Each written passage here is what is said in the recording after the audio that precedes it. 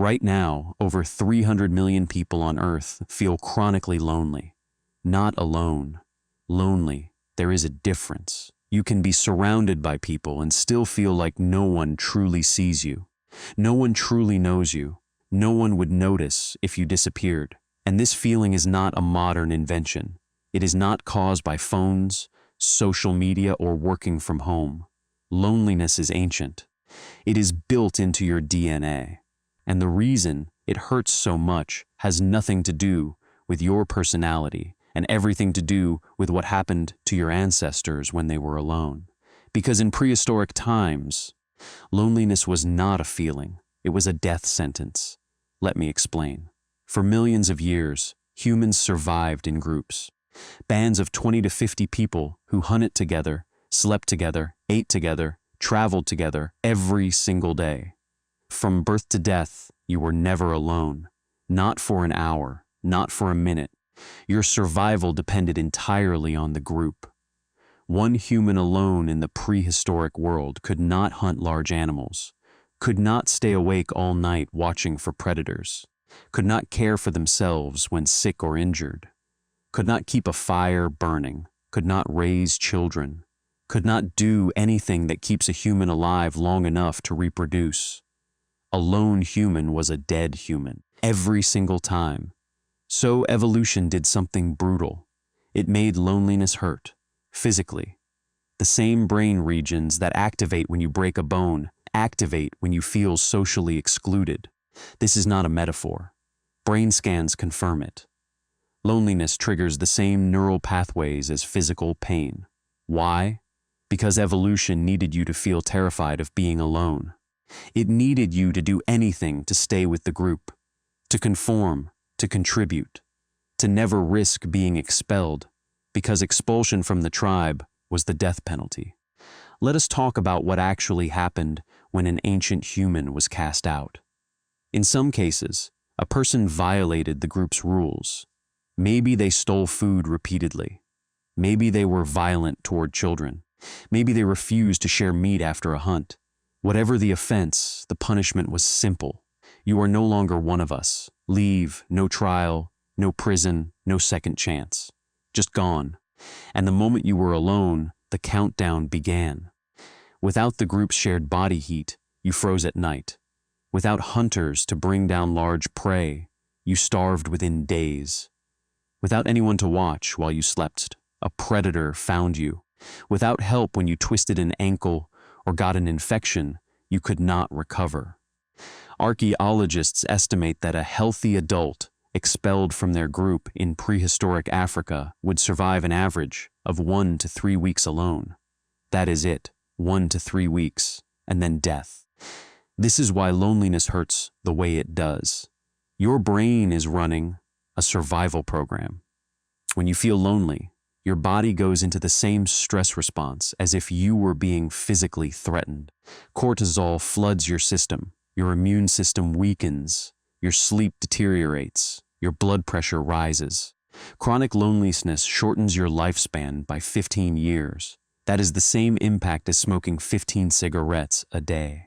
This is not psychology. This is biology. Your body believes that being alone means you are about to die. Because for millions of years it did. Now here is where it gets fascinating. Ancient humans did not just accidentally stay together. They built systems specifically designed to prevent anyone from ever feeling lonely. The first system was the campfire. Every night, for hundreds of thousands of years, humans gathered around fire. Not just for warmth, not just for cooking, but for bonding. The campfire was the original social network. Stories were told, plans were made, conflicts were resolved, children fell asleep listening to adults talk. Researchers studying modern hunter-gatherer tribes found that daytime conversations are almost entirely practical. Where is the food? What is the weather? Who hunts today? But nighttime fireside conversations are 80% stories, jokes, and gossip. Bonding. Pure social connection. The campfire was therapy. And it worked because firelight changes human behavior. Studies show that people in firelight become calmer, more trusting, more open. Blood pressure drops, cortisol drops, oxytocin rises. Firelight literally makes humans bond faster. Your ancestors were not sitting around fires by accident. They were medicating their loneliness with the most powerful social bonding tool available. The second system was physical touch. Ancient humans touched each other constantly. Not romantically, practically. They groomed each other, picked insects from each other's hair, slept in piles, leaned against each other while resting, carried children together, held the injured, embraced after conflict. Physical touch releases oxytocin, the bonding hormone. It reduces cortisols. It signals to your brain that you are safe, that you belong, that someone is here with you. Modern humans are the most touch-starved generation in history. We live in separate homes, sleep in separate rooms, sit in separate cubicles, touch only during greetings or romance. For an animal that evolved with constant physical contact, this is starvation. The third system was music and dance.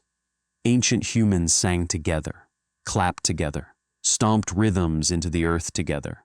This is not speculation. The oldest musical instruments found are over 40,000 years old. Bone flutes, percussion tools, but the human voice is older than any instrument. We were singing long before we made tools to help. Why? Because synchronized movement and shared rhythm create a neurochemical bond stronger than conversation. When humans move together, their brains release endorphins simultaneously. They feel a shared identity, a shared purpose, a feeling researchers call collective effervescence. This is why every human culture has music. Every culture has dance. Every culture has ritual. Because these things are loneliness medicine. They were invented to make sure no human in the group ever felt like they did not belong. The fourth system was shared meals.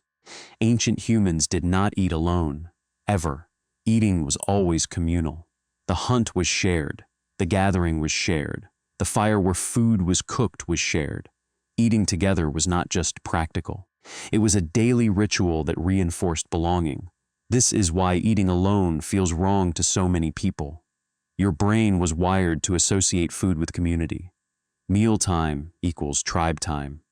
When you eat alone, a small part of your ancient brain registers danger, not belonging, isolation. The fifth system was storytelling. Stories were how ancient humans created shared identity. When everyone in the group knows the same stories, they share a reality. They share values. They share history. Stories made the group feel like a single organism. They made individuals feel like essential parts of something bigger.